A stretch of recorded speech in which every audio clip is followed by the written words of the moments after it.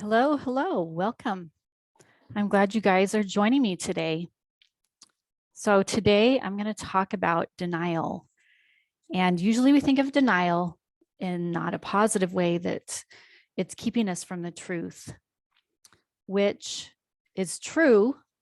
It's keeping us from the truth, but it doesn't necessarily have to be a bad thing. Now, when I think of denial, I think of it in two ways. First, sometimes we just shove something down bad that happened, and we so far that we don't even remember it. Like, it's not in our conscious anymore because it was just too much. Sometimes we're too young. Sometimes it's just too much to take in, and it doesn't match with our circumstances or how we see our reality, the way that we need our reality to be. And so we just stuff it. Okay, so that's denial in that way.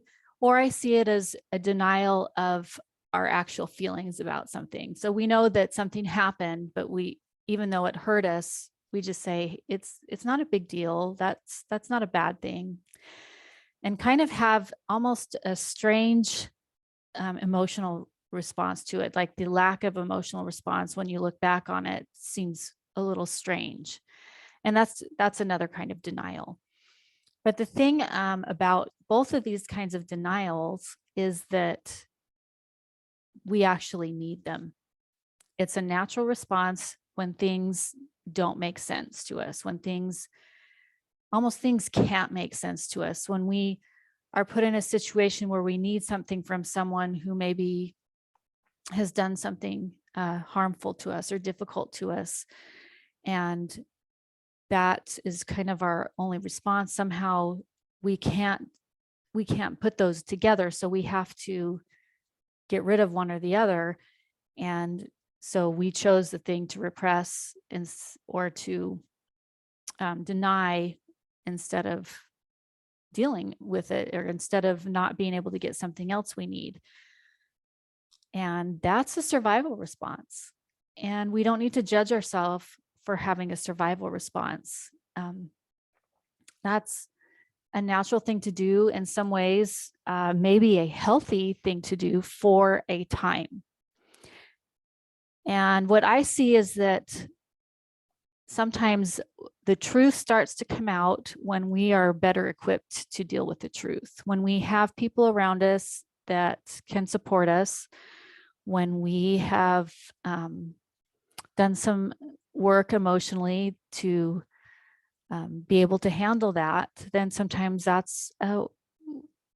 we have wisdom inside of us that we don't always know how to access, but it knows those kind of things. And so when it comes, sometimes our first instinct is to think, well, how could I not have seen that?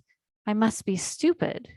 And that's not the case. You weren't stupid, and you weren't, there's nothing wrong with you for having been in denial. It was a survival response. And when you're out of needing to survive, then we get to deal with it. I think the truth, in the end, the truth is always better and will do us the best good. But there are times when we just aren't equipped to handle the truth. And we need to have kindness for ourselves when we do that. And we want to learn how to have kindness for other people who are going through that as well. So I just wanted to offer that denial, we don't want it to be a permanent strategy, but we don't need to judge ourselves for having used it as a survival temporary strategy. And when we become resourced, when we become having enough strength inside, then we can deal with the truth. And we start to learn, as we come to have more truth in our lives, things start to make more sense. We get to trust ourselves more, because sometimes when we're in the middle of denial, some things don't make sense. And so sometimes we don't feel like we can all the way trust ourselves. And so I like to work with clients on self-trust. And as we become stronger, we start to see, recognize that, yes, something did really hurt me. Yes, something did really happen here.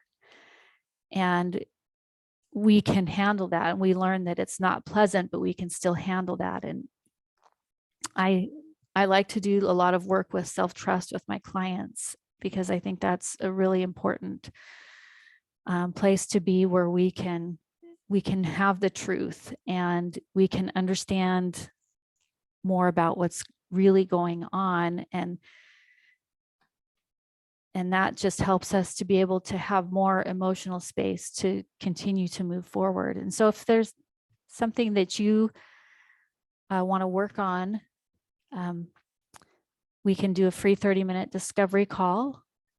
I do one-on-one coaching appointments for, I offer 12 sessions and 24 sessions. It's a discount if you get more sessions, but those are over Zoom, 45-minute calls, usually weekly.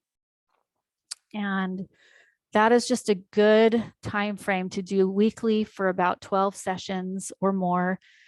It really gives you a chance to start to dig in and to really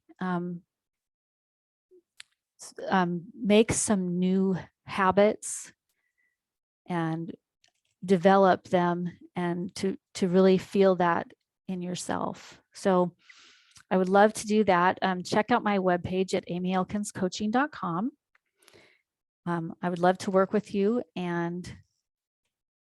but just keep watching out for the denial. And when the truth starts coming in, be careful not to judge yourself on that, right?